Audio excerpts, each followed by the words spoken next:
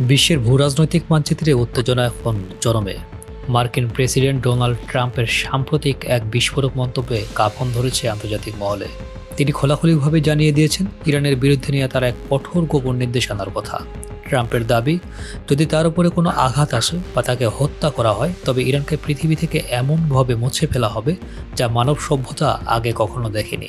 এক ভয়াবহ পরিণতির আগাম বার্তা দিয়ে রাখা হয়েছে মার্কিন সামরিক বাহিনীকে। নিউ ইয়র্ক পোস্টকে সাম্প্রতিক সে সাক্ষাৎকারে ট্রাম্প ফাঁস করেন তার জীবনের নিরাপত্তাহীনতার এক গুমট চিত্র। তার ভাষ্য মতে, ইরানের হিট লিস্টে তিনি দীর্ঘদিন ধরে রয়েছেন 1 নম্বরে।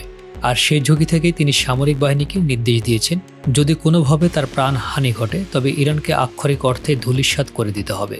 বিশ্ববাসীকে স্তম্ভিত করে দেয়া এই হুঁশিয়ারি মূলত মার্কিন পররাষ্ট্রনীতির এক নজিরবিহীন এবং বিধ্বংসী অবস্থানেরই প্রতিফলন। তবে ট্রাম্পের এই হুঙ্কার নতুন কিছু নয়। এর আগে 2015 সালের ফেব্রুয়ারি মাসে ইসরায়েলি প্রধানমন্ত্রীর রুদ্ধদ্বার বৈঠকে তিনি একই সুর শুনিয়েছিলেন। সেই সময়ও তিনি স্পষ্ট করেছিলেন, ইরান যদি তাকে হত্যার কোনো অপচেষ্টা চালায় তবে দেশটি মানচিত্র থেকে নিশ্চিহ্ন হয়ে যাবে। ইরানের অস্তিত্ব বিলীন করে দেওয়া সে পুরনো জিদ আজও যেন সমান উত্তপ্ত হয়ে আছে তার কণ্ঠে।